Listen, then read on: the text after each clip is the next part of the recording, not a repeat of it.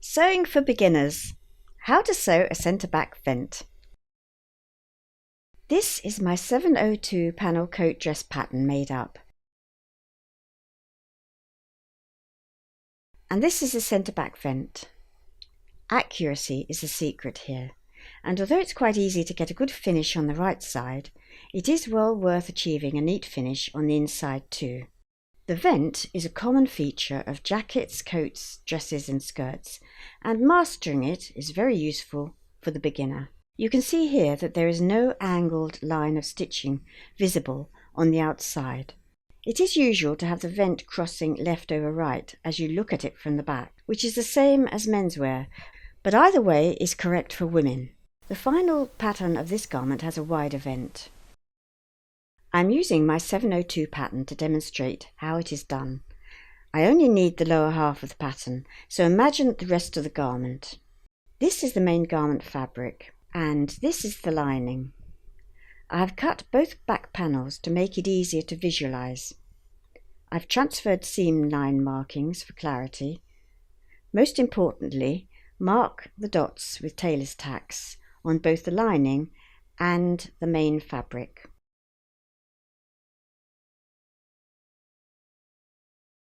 This is the lining back. The dots are clearly marked. Following the ebook that goes with this pattern, I'm going to cut away the vent area from the left lining piece, as viewed from the wrong side. Be careful that you cut along the correct line, the seam allowance line, not the stitching line. Check out the PDF diagrams. The ebook accompanies the sewing pattern available to members to download. You can also purchase the pattern in my shop.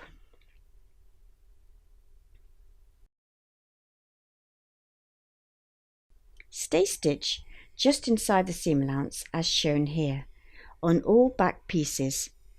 This protects the corners as you will be clipping into these angles.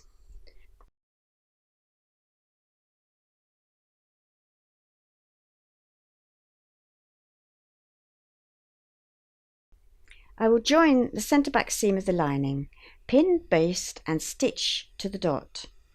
If you are going to skip the basting stage, please always wear eye protection if you are sewing over pins. The centre back seam is stitched. Using sharp scissors, clip into the two angles of the left lining. Press the centre back seam open.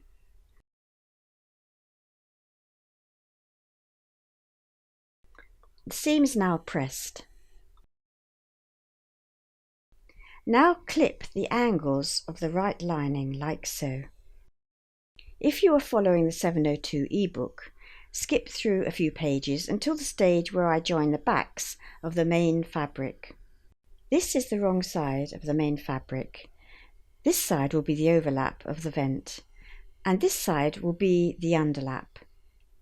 If your fabric is lightweight, use some iron-on interfacing to support the folded edges. So that would be here along the centre back fold for the overlap and along here for the folded edge of the underlap. So with right sides together, pin, baste and stitch the centre back seam to the dot. The seam is now stitched. Clip into the angles as shown through both layers and then press the centre back seam open to the dot.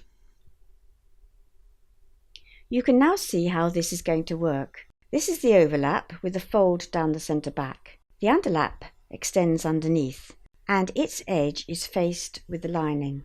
The seam allowances at the top remain flat and in place due to the way we have clipped into the dots. If you are following the 702 ebook, I'm going to skip forward until the garment is almost complete. You can complete the vent as the last thing before sewing the hem, but it is easier to do it before sewing the side seams. It rather depends on the garment. Now imagine the garment is sewn together. I have joined these demo pieces at the top to show that we will have somewhat restricted access at this stage. From the outside it looks pretty good already, and so it is all down to dealing with the lining.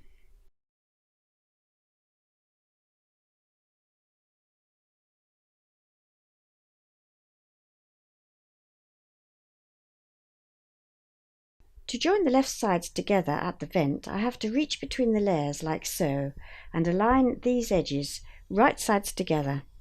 Be careful to match the dots as accurately as you can.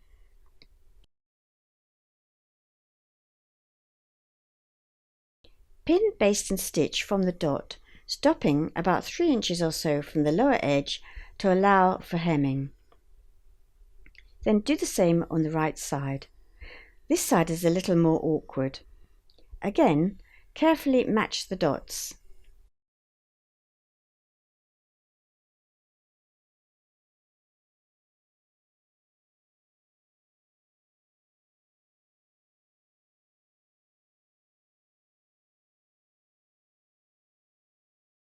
Pin, baste and stitch from the dot, and as before, stopping here to allow for hemming. So in close-up, I can see I have done a good job. I've matched the dots here.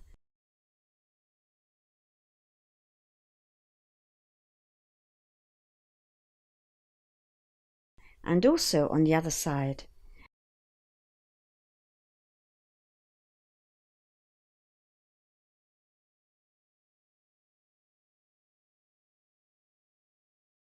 This fold is going to be pressed. It's aligned to the centre back line and is the overlap. The underlap is pulled through like this.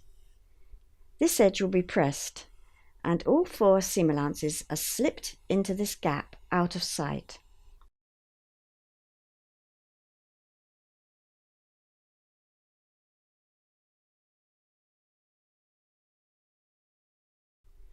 I can now remove all the tailor's tacks. The next step is to finish this neatly.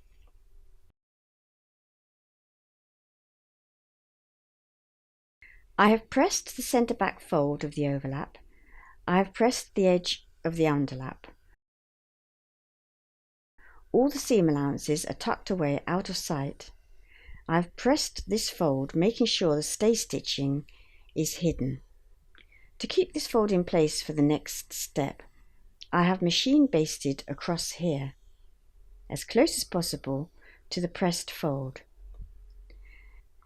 Get between the layers from this side, grab all the seam allowances here, push everything out of the way. We are going to machine the seam allowances together as closely as possible to the machine basting. This will hold my vent in place. You may find it easier to use a zipper foot when sewing the seam allowances together to get your stitch line close to the fold. The machine basting is now removed. There is nothing to see on the inside except a neat diagonal seam, and these edges are nicely aligned. And the outside will be a perfect vent. Thank you for watching this video. Please subscribe to my channel and join AngelaCain.com for all my sewing patterns and ebooks.